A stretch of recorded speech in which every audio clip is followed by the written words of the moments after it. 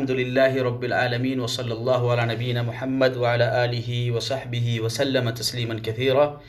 أعوذ بالله من الشيطان الرجيم. بسم الله الرحمن الرحيم. هو الذي أنزل من السماء ماء لكم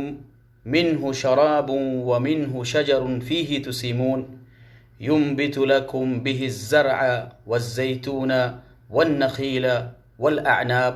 ومن كل الثمرات ان فی ذلک لآیہ لقوم یتفکرون. میرے عزیز بھائیوں اور دوستو، السلام علیکم ورحمۃ اللہ وبرکاتہ. آج کے اس مختصر سے درس میں ہم اسلام کے اندر شجر کاری کی اہمیت پر روشنی ڈالنے کی سعادت حاصل کر رہے ہیں. اسلام نے بے شک شجر کاری کی بہت بڑی اہمیت بیان کی ہے، اور آج کے اس دور میں جب کہ سارا UN اور ساری کنٹریز اپنے اپنے کنٹری کو گرینی میں منتقل کرنے اور کاربن ڈائی آکسائڈ کی مقدار کو کم کرنے اور لوگوں کے لیے ہیلدی انوائرمنٹ پرووائڈ کرنے کے لیے محنت کر رہی ہے، وہاں اسلام کے اس عظیم حکم اور اسلام کی اس عظیم تربیت کا جو رول ہے اسے لوگوں کے سامنے بیان کرنا انتہائی زیادہ ضروری ہے. آج پوری دنیا گلوبل وارمنگ کا شکار ہے. ہمارا جو درجہ حرارت ٹیمپریچر ہے وہ بہت زیادہ بڑھتا جا رہا ہے. لوگ پریشان ہیں، مختلف قسم کے حلول اور سولوشن لوگ ڈھونڈتے ہیں. تو اس سلسلے میں ہمارے اسلام نے کیا رہنمائی کی ہے، بحیثیت مسلمان ہماری ذمہ داری بنتی ہے کہ اس پر روشنی ڈالی جائے. میرے عزیز بھائی اور دوستو، ہم سب جانتے ہیں کہ دین اسلام یہ دین فطرت ہے، اور اسلام نے نہ صرف یہ کہ ہمیں عبادت کے مختلف طریقے بتائے، نماز کیسے پڑھنا ہے، زکوٰۃ کیسے دینا ہے، صرف اسلام ان چیزوں تک محدود نہیں ہے، بلکہ سماج، معاشرے، سوسائٹی کے لیے جو چیزیں ضروری ہے، اقتصادی اور اکانومیکلی طور پر لوگوں کی ضروریات، حلال اور حرام، خدمت خلق، ہر طرح کی تعلیمات کو ہمارے اسلام نے جو ہے جلا بخشی ہے اور اس کی وضاحت کی ہے. صفائی کے تعلق سے ہم سب جانتے ہیں کہ پیارے حبیب صلی اللہ تعالیٰ علیہ وسلم نے تو یہاں تک فرما دیا کہ الطہور نصف الایمان یا شطر الایمان، کہ صفائی اور ستھرائی اور طہارت اور پاکیزگی کا خیال رکھنا یہ نصف ایمان ہے. تو اس سے ہم اندازہ لگا سکتے ہیں کہ مسلمانوں کو کس قدر صاف رہنا چاہیے اور صفائی پسند ہونا چاہیے. یہ الگ بات ہے کہ آج کے مسلمان اپنے دین پر مکمل عمل پیرا نہیں ہے، یا ان کے علاقوں میں BMC کی اور دیگر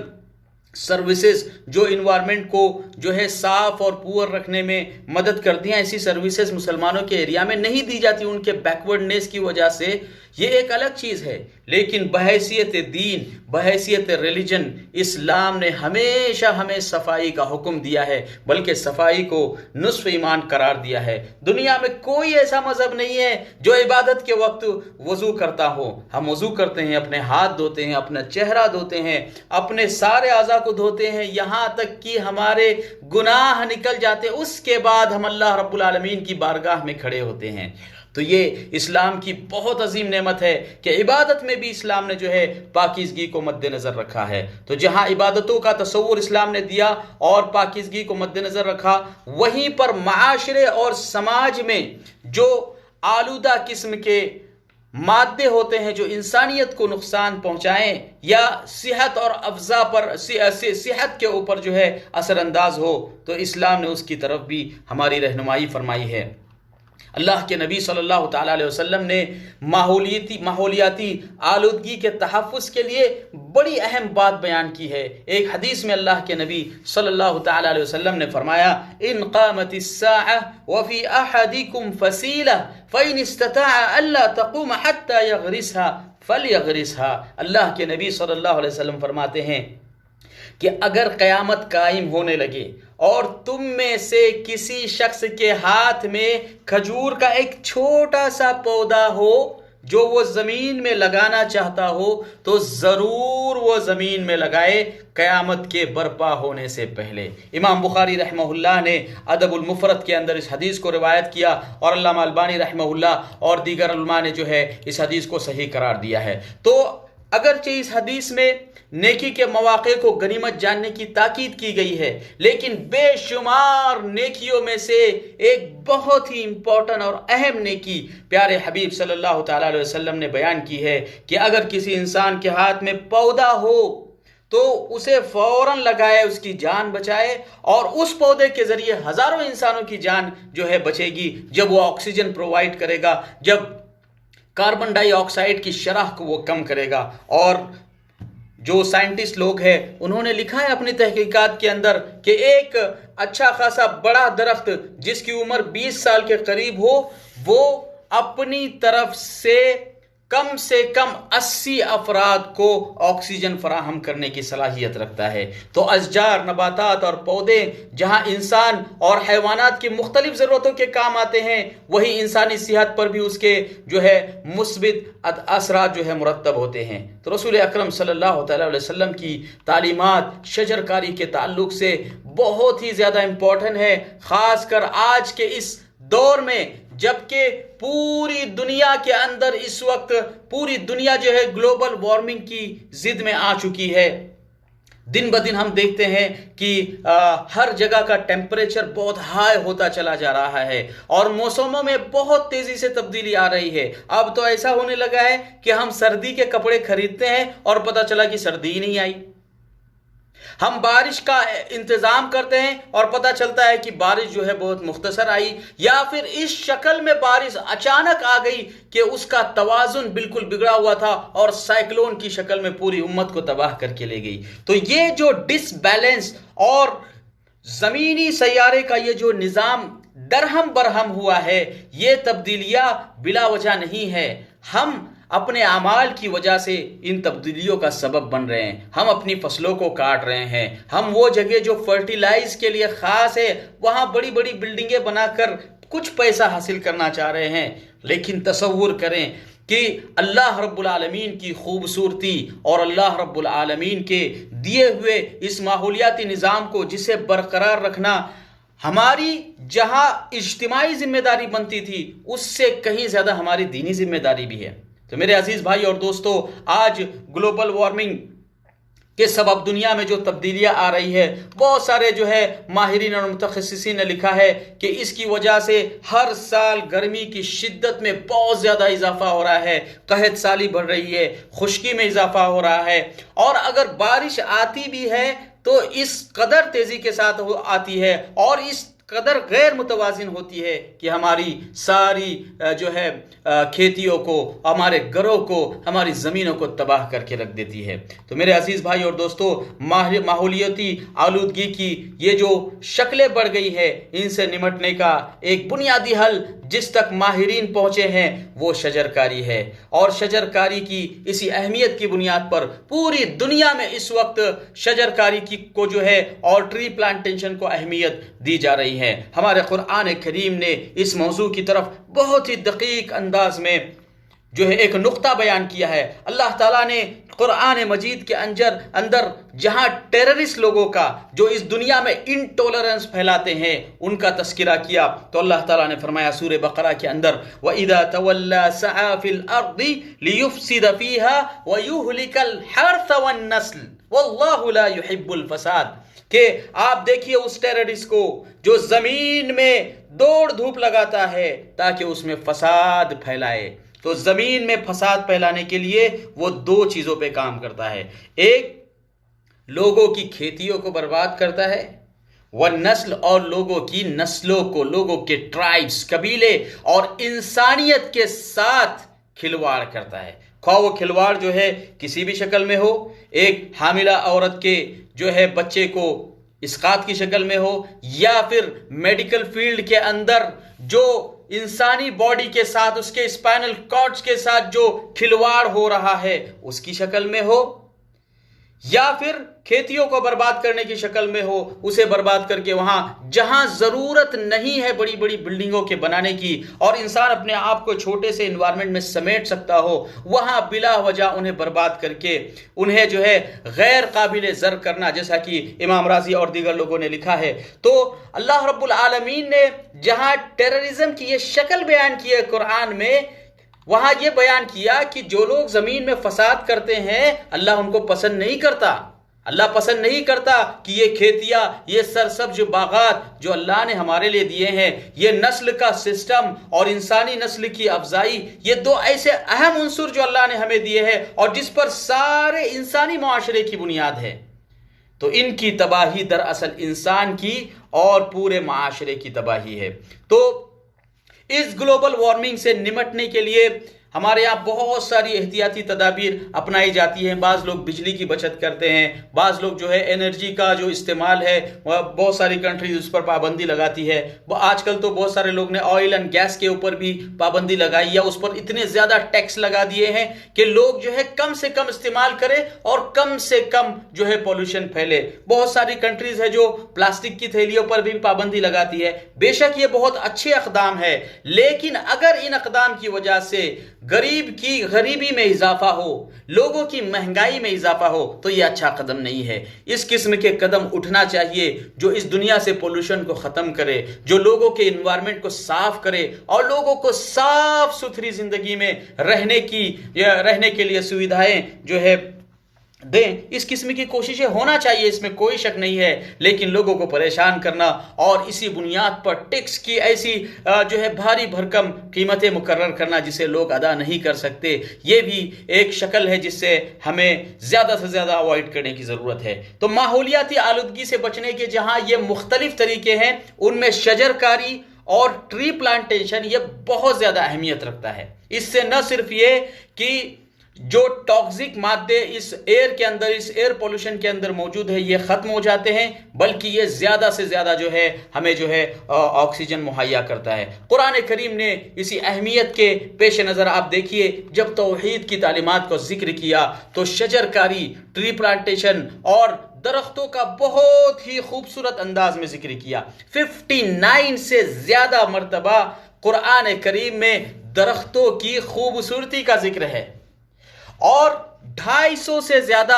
درخت، نباتات، پھلدار پودے، خواہ وہ جنت میں ہو یا دنیا میں موجود ہو، 250 سے زیادہ مرتبہ قرآن کریم نے جو ہے ان کی اہمیت کو بیان کیا اور قرآن میں ذکر کیا. کھجور، انجیر، زیتون، انار، گریپس، بنانا، بیری، یہ ساری چیزوں کے ذکر قرآن مجید میں موجود ہے. والتین والزیتون، ہم سورہ والتین پڑھتے ہیں تو انجیر اور زیتون کی قرآن کریم نے قسم اٹھائی. اس سے بڑھ کر اور کیا ہمیں اہمیت والی چیز چاہیے کہ قرآن جو ہے تین اور زیتون کی قسم کھا رہا ہے. بارش کے اس ریسائکلنگ اور بارش نازل ہونے کے طریقے کو اور جس طریقے سے وہ بھاپ بنتا ہے، سائنٹسٹ لوگوں نے ذکر کیا ہے. جب انہوں نے قرآن کی آیتوں کو پڑھا تو انہوں نے کہا کہ جس نتیجے تک ہم 1400 سال کے بعد پہنچے ہیں، قرآن اس پورے ریسائکلنگ سسٹم کو ذکر کر رہا ہے. اللہ تعالیٰ بارش کو کیسے نازل کرتا ہے، پھر اس سے کھیتیاں کیسے ہوتی ہے اور طرح طرح کے پھل اور سبزیاں، یہ ساری چیزیں انسان کے نفع کے لیے اللہ رب العالمین نے بنائی ہے. اللہ رب العالمین فرماتے ہیں وَالَّذِي أَنزَلَ مِنَ السَّمَاءِ مَاءً لَكُم مِّنْهُ شَرَابٌ وَمِنْهُ شَجَرٌ فِيهِ تُسِيمُونَ کہ وہی اللہ رب العالمین کی ذات ہے جس نے آسمان سے پانی کو بھیجا، پانی کو نازل کیا، اسی سے تم پیتے ہو، اسی سے اپنے پودوں کو پانی دیتے ہو اور اسی سے جو ہے اپنی جو دواب ہے، جو 4 پیر والے جانور ہے، ان کو پانی پلاتے ہو. یہ ساری کھیتیاں اللہ رب العالمین نے تمہارے لیے اگائی ہے. اِنَّا جَعَلْنَا مَا عَلَى الْأَرْضِ زِينَةً لَهَا لِنَبْلُوَهُمْ أَيُّهُمْ أَحْسَنُ عَمَلًا کہ روئے زمین پر جو کچھ بھی موجود ہے یہ ہم نے تمہارے لیے بطور زینت بنایا ہے، خوبصورتی کے لیے بنایا ہے، لیکن یہاں تمہارے لیے آزمائش ہے کہ کیا تم ان چیزوں کا صحیح استعمال کرتے ہو یا ان چیزوں کا صحیح استعمال نہیں کرتے. تو قرآن کریم نے شجر کاری کی اہمیت کو جہاں بیان کیا، نبی پاک صلی اللہ علیہ وسلم نے بھی حدیث کے اندر بہت سارے درختوں کی مثال دی ہے. حضرت عبداللہ بن عمر رضی اللہ تعالیٰ عنہ کی مشہور روایت ہے کہ ایک دن رسول اکرم صلی اللہ علیہ وسلم کی مجلس میں بہت سارے لوگ بیٹھے ہوئے تھے تو آپ نے فرمایا کہ ایک درخت ایسا ہے جس کی برکتیں مسلمانوں کی برکت کی مانند ہے. یعنی اس سے لوگ اتنا زیادہ فائدہ اٹھاتے ہیں جیسے ایک مسلمان شخص جو اپنے دین کا پابند ہو، اپنے سماج کی خدمت کرتا ہو، اپنی کمیونٹی کی خدمت کرتا ہو، تو ایک درخت ایک مسلمان کی مانند ہوتا ہے جس میں نفع ہی نفع ہوتا ہے، فائدہ ہی فائدہ ہوتا ہے۔ تو لوگ سوچنے لگے کہ آخر وہ کون سا درخت ہے؟ حضرت عبداللہ بن عمر کہتے کہ میں اس مجلس میں چھوٹا سا بچہ تھا، تو میرے ذہن میں آیا کہ شاید یہ درخت کھجور کا درخت ہے۔ تو میں نے سوچا کہ کہہ دوں کہ یا رسول اللہ یہ تو کھجور کا درخت ہو سکتا ہے کیونکہ اس کی ہر چیز فائدے میں آتی ہے۔ تو کہتے ہیں کہ میں نے مڑ کر دیکھا، میرے اطراف میں مجھ سے بڑے بڑے صحابہ موجود تھے، تو میں نے اپنے آپ کو چھوٹا پایا، خاموش رہ گیا۔ جب میں اپنے گھر واپس گیا تو اپنے والد عمر ابن خطاب رضی اللہ تعالیٰ عنہ سے کہا کہ آج رسول اکرم صلی اللہ تعالیٰ علیہ وسلم نے مجلس میں ایک سوال کیا کہ ایک درخت اس روئے زمین پر ایسا ہے جس کی مثال اور جس کی برکت مومن کی مانند ہے، اور میرے ذہن میں آیا کہ وہ کھجور کا درخت ہے۔ تو حضرت عمر رضی اللہ تعالیٰ عنہ نے کہا کہ پھر تم نے اس کا جواب کیوں نہیں دیا؟ کہا کہ میں نے مجلس میں دیکھا کہ بڑے بڑے لوگ موجود ہیں، بعض روایتوں میں 9 آدمیوں کا تذکرہ ہے۔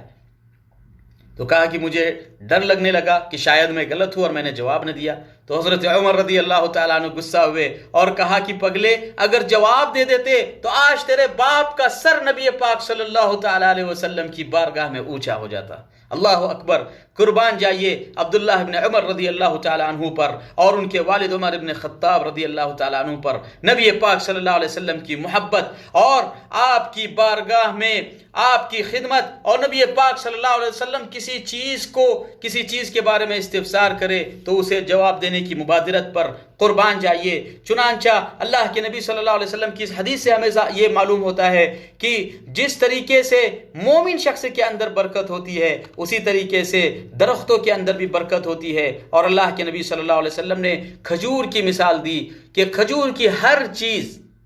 اس کی ٹہنیاں یا اس سے ملنے والی لکڑیاں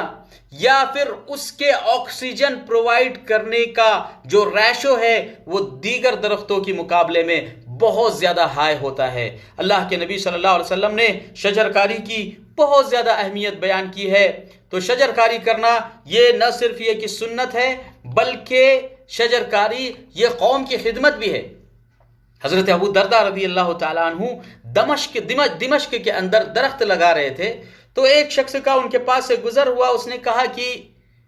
اتفعل ھذا، کہ ارے تم تو رسول اکرم صلی اللہ علیہ وسلم کے دوست اور ساتھی ہو، تمہارا مقام بہت بڑا ہے، تم اتنا چھوٹا کام کر رہے ہو، درخت لگا رہے ہو۔ تو کہا کہ مہلا، رک جاؤ، لا تعجل علی، جلدی مت کرو، میں یہ کام سنت سمجھ کے کر رہا ہوں، اس لیے کہ میں نے رسول اکرم صلی اللہ علیہ وسلم کو فرماتے ہوئے سنا ہے کہ جس شخص نے بھی کوئی درخت لگایا اور اس درخت میں سے کسی انسان نے یا مخلوق میں سے کسی نے کچھ کھا لیا تو وہ درخت اس کے لیے صدقہ جاریہ بن جاتا ہے۔ اور سیدنا جابر رضی اللہ تعالیٰ عنہ کی ایک حدیث میں آتا ہے کہ ایک مرتبہ رسول اکرم صلی اللہ تعالیٰ علیہ وسلم معبد کے پاس سے گزرے تو آپ نے کہا یا معبد من غرس هذا النخل، کہ اے معبد یہ درخت کس نے لگایا، کسی مسلمان نے لگایا ہے یا کافر نے لگایا؟ تو انہوں نے کہا کہ یہ درخت تو مسلمان نے لگایا ہوا ہے۔ تو آپ نے فرمایا کہ کوئی بھی مسلمان شخص اس دنیا میں درخت لگائے اور پھر اس سے کوئی انسان، کوئی چوپایا، کوئی پرندہ اس میں سے کچھ کھا لے تو وہ اس کے لیے قیامت کے دن صدقہ بن جاتا ہے۔ اور ظاہر سی بات ہے اللہ کے نبی صلی اللہ علیہ وسلم نے اس حدیث میں یہ کیوں فرمایا کہ کیا یہ مسلمان نے لگایا یا کسی کافر نے؟ کیونکہ مسلمان شخص ہی قیامت کے دن پر ایمان رکھتا ہے، مسلمانوں کے علاوہ کوئی تو ایمان نہیں رکھتا آخرت کے دن پر، تو ظاہر سی بات ہے کہ اس کی فضیلت مسلمان کے لیے ہی ہوگی۔ تو مسلم شخص جب اس دنیا میں درخت لگائے تو اس کے لیے دوہرا فائدہ ہے، دنیا میں بھی اس کا فائدہ ہے اور آخرت میں بھی فائدہ ہے۔ لہٰذا میں ان لوگوں سے گزارش کرتا ہوں جن کے بہت سارے باغات ہیں اور باغات کی وہ نگرانی کرتے ہیں، اگر کوئی چور وغیرہ اس سے کھا لے تو بحیثیت تعدیب اور بحیثیت تربیت آپ اس کو سزا دے سکتے ہیں، لیکن گالی گلوچ نہ کرے، یا اگر ممکن ہو تو اسے معاف کر دے اس شرط کے ساتھ کہ وہ آئندہ چوری نہ کرے، کیونکہ ایک حدیث میں یہاں تک اللہ کے نبی صلی اللہ علیہ وسلم نے بیان کیا کہ اگر کوئی مسلمان شخص درخت لگاتا ہے، اس میں سے کوئی بھی شخص کھا لے، حتیٰ کہ چور بھی اس میں سے کھا لے چوری کر کے، تب بھی مسلمان کے نام اعمال میں اور اس کے صدقے میں اسے لکھ لیا جاتا ہے۔ تو میرے عزیز بھائی اور دوستو، ہمارے دین میں شجرکاری کی بڑی اہمیت بیان کی گئی ہے، اللہ کے نبی صلی اللہ علیہ وسلم نے اس کی ترغیب دلائی ہے، صحابہ کرام نے اس پر عمل کر کے بتایا ہے، لہٰذا ہمیں بھی جب بھی کسی کنٹری کی طرف سے یہ آواز لگے کہ شجرکاری کی جائے اور لوگوں کے درمیان گارڈننگ کو اور ٹری پلانٹیشن کو کے ٹاپک کو اٹھایا جائے، تو مسلمانوں کو زیادہ سے زیادہ اس میں بڑھ چڑھ کر حصہ لینا چاہیے، اپنے قوم کی، اپنے ملک کی، اپنے علاقے کی خدمت کرنی چاہیے، اور اس سے بڑھ کر اپنے دینی